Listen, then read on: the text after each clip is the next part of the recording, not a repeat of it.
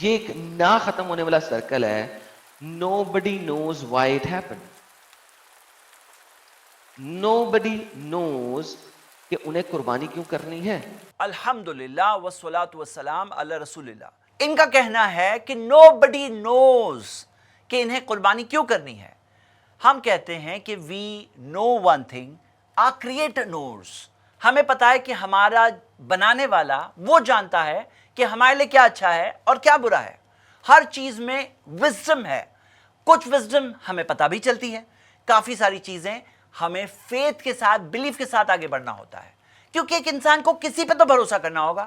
یا تو اپنے زمانے کے انٹلیکچوئلز پہ بھروسہ کرو, یا تو آپ اپنے بنانے والے کریٹر پر بھروسہ کرو. اگر آپ پہچان لو کہ قرآن اللہ کی کتاب ہے, محمد صلی اللہ علیہ وسلم سچے رسول ہیں, تو کافی ہے کہ ایک انسان ٹرسٹ کرے. اب آئیے میں آپ سب کے ساتھ کچھ وزڈم شیئر کروں گا جو ہم سب دیکھ سکتے ہیں, لیکن صرف یہی ریزن سے ضروری نہیں ہے, اس کے علاوہ بہت ساری چیزیں اور ہو سکتی ہے. چلیے سمجھتے ہیں. وزڈم سمجھانے کے لیے میں آپ کو ایک ویڈیو بتاؤں گا. ایک کرٹک کی ویڈیو ہے جنہوں نے اسلام کے خلاف بات کرتے وقت یہ بات کہی ہے, لیکن مجھے ایک بات بہت پیاری ملی اس کے ذریعے جو میں آپ کو بتاؤں گا.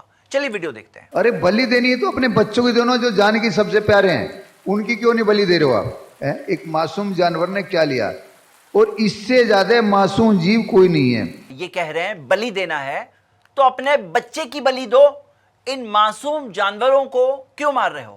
کتنے معصوم ہیں, تو بچے معصوم نہیں ہیں کیا؟ اور ہم کہاں کہہ رہے ہیں کہ جیسے وہ کرمنل ہے جانور, اسی وجہ سے سزا کے طور پہ ان کو مارا جا رہا ہے, وہ معصوم نہیں ہے. ہم تو یہی مانتے ہیں کہ جانور بیچارے معصوم ہی ہوتے ہیں, لیکن کچھ ہوتے ہیں جن کو اللہ نے کھانے کے لیے بنایا ہے, جن کی فاسٹ گروتھ ہوتی ہے, جو بہت جلدی بڑے ہوتے ہیں, اور اگر ان کو چارہ کھلانا ہے تو آپ کو بہت سالوں تک چارہ کھلانا ہوگا, جو میں آپ کو بتا چکا ہوں, جو خود ان کے ساتھ ایک مرسیلیس چیز ہوگی. ایک مرسیلیس چیز ہوگی کہ ان کو اس طرح سے تڑپ تڑپ کے جینے کہا جائے. لیکن چلیے آگے بڑھتے ہیں. جو انہوں نے سوال پوچھا ہے کہ انسانوں کی بلی, تو آپ کو میں بتانا چاہتا ہوں, جب ہم اسلام کے اندر جانور کو ذبح کرتے ہیں, ہم یاد کرتے ہیں ابراہیم علیہ السلام کی اس قربانی کو کہ وہ تو اپنے بچے کی بلی دینے کے لیے تیار تھے, لیکن اللہ تعالیٰ نے فرمایا وَفَدَيْنَاهُ بِذِبْحٍ عَظِيمٍ, ہم نے ان کے فدیے میں ایک بہت بڑی قربانی لی. تو بہت بڑی قربانی کیا تھی؟ ایک دمبا تھا, اس کی قربانی تھی, اور پتہ چلا یہ بہت بڑی قربانی ہے, اللہ کو انسانوں کی بلی نہیں چاہیے.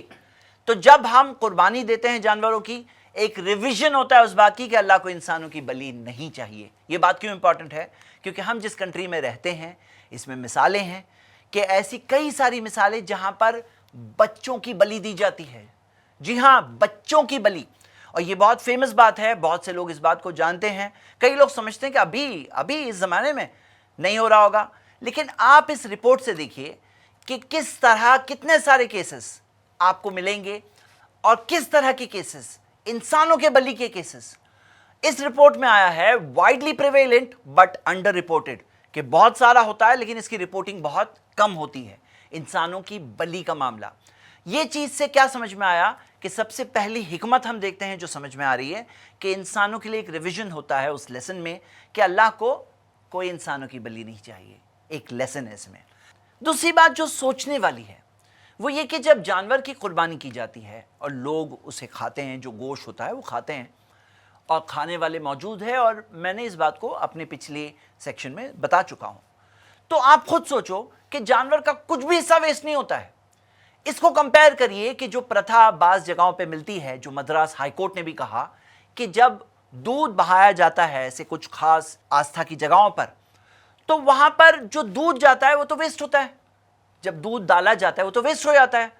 تو مدراس ہائی کورٹ نے کہا کہ کتنے ملینز جو ہوتے ہیں کھانے کے بغیر جاتے ہیں, اور اس طرح سے دودھ ویسٹ ہوتا ہے. تو یہ ایک بات سوچنے کی بات ہے. یہاں پر جب ہم قربانی کرتے کچھ بھی ویسٹ نہیں ہوتا ہے.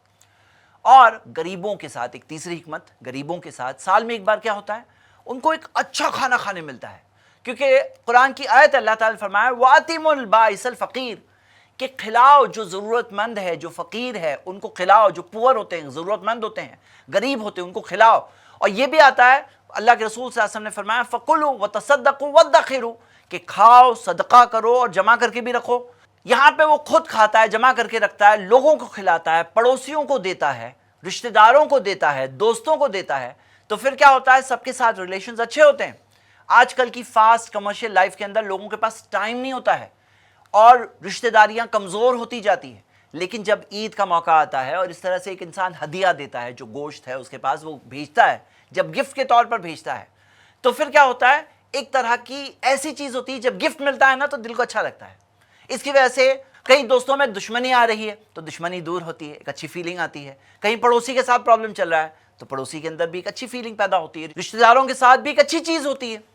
اور کھانے میں جو سب سے بیسٹ کھانا ہے، دیکھیے کیا ہوتا ہے کہ جو نہیں کھاتے ہیں وہ نہیں کھاتے ہیں، لیکن اگر کوئی کھاتا ہے تو دیکھ سکتے ہیں آپ بیف کے اندر جو پروٹینز ہیں، جو بیسٹ پروٹینز آپ کو بیف میں ملیں گے، گوشت میں ملیں گے. ویجیٹیرین فوڈ کے اندر جو بیسٹ پروٹینز ہے کس میں ہے؟ سویا بینز میں. آپ کمپیریزن دیکھیے، آپ کے سامنے ہے. اور وٹامنز اور منرلز میں بھی دیکھیے اسی طرح کون سے کمپیریزن آپ دیکھ سکتے ہیں بیف کا. تو گوشت کے اندر جو ساری چیزیں ہیں اس کے بینیفٹس ہوتے ہیں نا. اب دیکھیے ایک مثال دے رہا ہوں کہ بعض لوگ سمجھتے ہیں مٹھائی سب سے بیسٹ چیز ہے، مٹھائی. تو آپ بتاؤ کہ کوئی شخص اگر مٹھائی لے کے دوستوں کو بانٹے، غریبوں کو دے، تو آپ کوئی بھی کہے گا کہ برا کر رہے ہو، بہت غلط کر رہے ہو، تو مٹھائی بانٹ رہے ہو، کوئی برا کہے گا؟ بھئی ہمارے نزدیک یہ سب سے بیسٹ کھانا ہے. جب یہ بیسٹ کھانا ہوتا ہے، جو گوشت ایک بیسٹ کھانا ہوتا ہے، تو وہ ہم دیتے ہیں دوسروں کو، اور جو بیسٹ چیز ہے وہ دینے کی کوشش کرتے ہیں، اور وہ لوگ کھاتے ہیں، اس کو اچھا لگتا ہے ان کو. تو یہ اس کے اندر غلط کیا ہے؟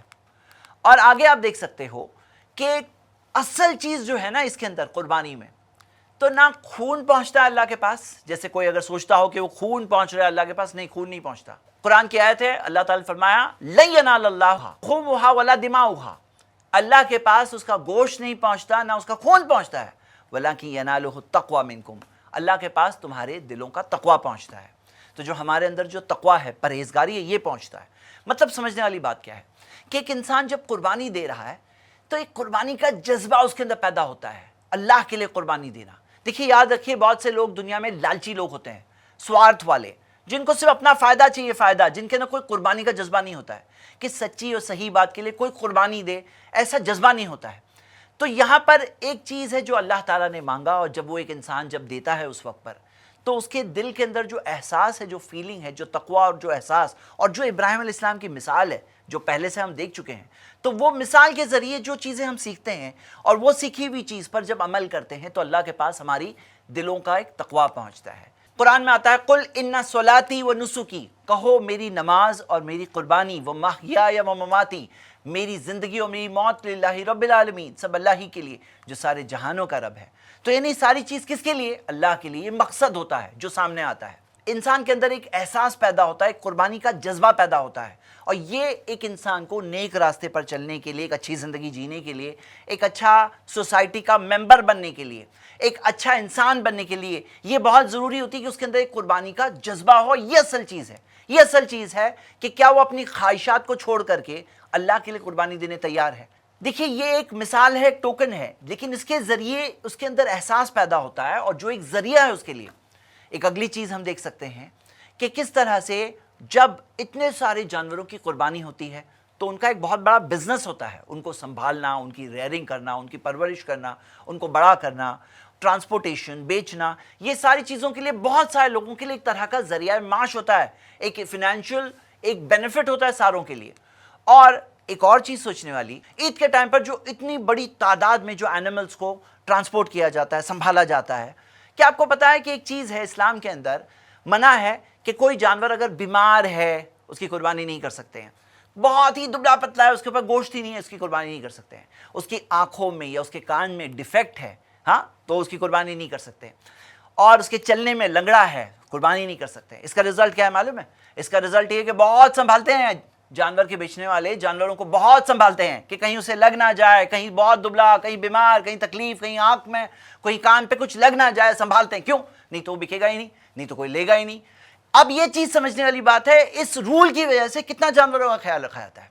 ایک رول ہوتا ہے جس کے ذریعے فائدہ ہوتا ہے. آخر میں بات یہ ہے، یہ وزڈمز میں نے ذکر کی، لیکن اللہ جانتا ہے. ہم ٹرسٹ کرتے ہیں اسے، ہمارے مالک کو. جب اس نے ہمیں کوئی چیز کرنے کہا، ہمارے ہی بہتری کے لیے کیا. یہ تو کچھ وزڈمز ہیں، ہم دیکھ سکتے ہیں، اور بھی ہو سکتا ہے، بہت ساری ہے. لیکن سمجھنے والی بات ہے کہ ایک انسان دنیا میں آزمائش کے طور پر آیا ہے. اس کو پہچاننا چاہیے حق کیا ہے، سچی بات کیا ہے. اس کو پہچاننا چاہیے کہ اس کی عقل جو ہے وہ لمیٹڈ ہے. ہماری عقل لمیٹڈ ہے، ہم ساری چیزیں نہیں سمجھ سکتے.